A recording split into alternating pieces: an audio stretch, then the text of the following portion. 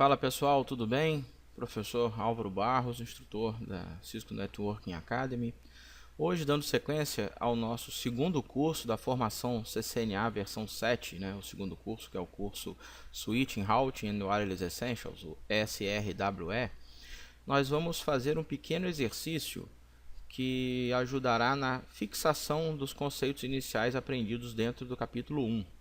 Então é um exercíciozinho com umas configurações iniciais para a gente fazer no switch. A gente vai estar usando o ambiente simulado do Packet Tracer, Cisco Packet Tracer na sua versão 8.0, para poder fazer todas as configurações dentro do equipamento em questão, para a gente poder praticar um pouquinho mais e entender os comandos, entender como é que a gente faz essa prática melhor para poder configurar o equipamento. Tá? Então vamos lá. Bom, o exercício trata-se disso. Exercício 1, configurações iniciais de um switch. Ele faz parte do capítulo 1, que é o capítulo 1 lá do CCNA versão 7, segundo curso da formação. Então, foi dado um cenário. Isso aqui vai ser um arquivo do Packet Tracer disponibilizado. Tá? Então, com o cenário dado abaixo, sabendo que o PC0 já está configurado com o seu devido endereço IP. Então, o PC0 já está com o IP lá, 192.168.0.2, com a máscara /24. Assim como o router 0, a sua interface aqui já está também devidamente endereçada. Então a gente não vai precisar se preocupar nesse primeiro momento com o endereçamento IP, nem do PC e nem do router, ok? A interface que se conecta aqui. A rede lógica já está definida, Então está aqui, rede lógica 192.168.0.0/24. O nosso domínio da minha empresa, domínio da rede aqui, Eu estou chamando esse domínio de aulateste.com.br. E a partir dessas informações e do cenário dado, a gente vai fazer as seguintes configurações. Número 1, implementar a primeira segurança. Eu tenho que habilitar no switch uma senha para quem for acessar o console. No primeiro momento, o switch está configurado de fábrica. Veio, tiramos da caixa, ligamos o switch e ele está totalmente padrão de fábrica. Então a gente tem que habilitar uma senha para de cara. Se a pessoa acessar o console, pedir uma senha. Essa senha deverá ser senha teste. Depois delimitar uma mensagem para que, quando a pessoa se conectar no switch, ele tem que aparecer uma mensagem lá, acesso somente para pessoas autorizadas. Então, coloquei o cabo de console, dei um enter para poder entrar no switch, tem que dar essa mensagem e pedir a minha senha de console. Também temos que definir uma senha, que vai quando eu passar do modo de usuário para o modo privilegiado, eu quero que peça uma senha também. Tá? Então, tem que pedir a senha para poder fazer. Vamos adotar também a mesma senha, senha teste.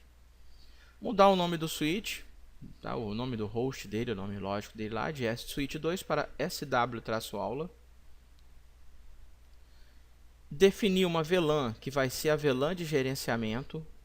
Então eu tenho que criar uma VLAN e fazer com que essa VLAN seja a minha VLAN de gerenciamento. Eu quero que seja a VLAN 100.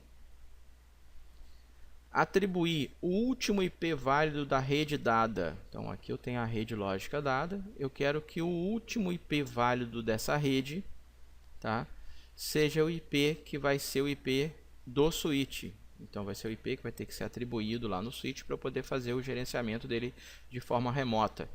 Assim como definir também o gateway nele. Então o switch também precisa ser configurado com o seu devido gateway. O gateway que faz parte da rede na qual ele está. E aí eu preciso responder uma pergunta. O iOS que está em execução nesse switch, ele permite que seja feita a configuração do acesso remoto com mecanismo de criptografia? Eu preciso que vocês respondam essa pergunta. Respondam essa pergunta sim ou não. E como que vocês sabem que esse switch permite ou não permite que a gente habilite criptografia para acesso remoto nele? Então essa aqui é só uma pergunta.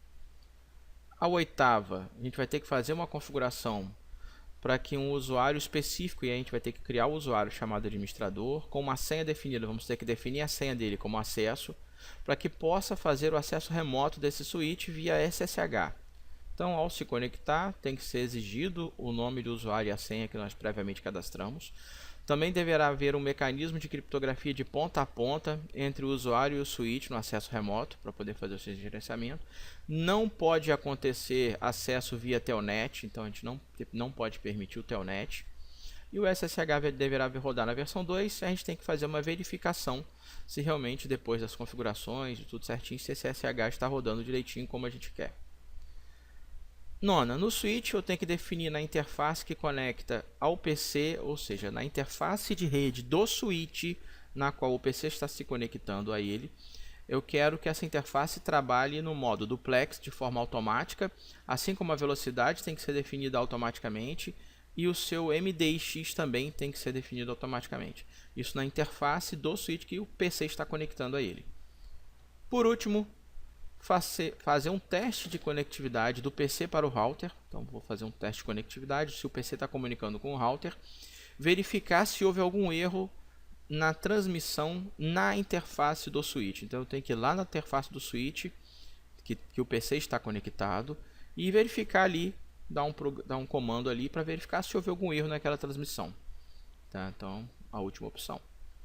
E um detalhe, para finalizar, as senhas não devem ser visualizadas dentro do Running Config.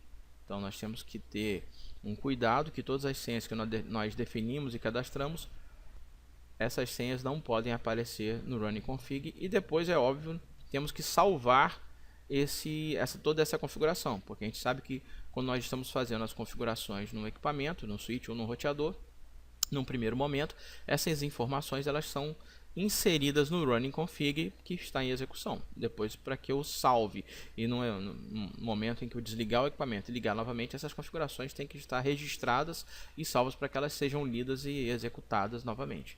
Tá? Então a gente tem que salvar o running config para o arquivo startup config. Com isso, nosso exercício vai estar finalizado. Tá, ok?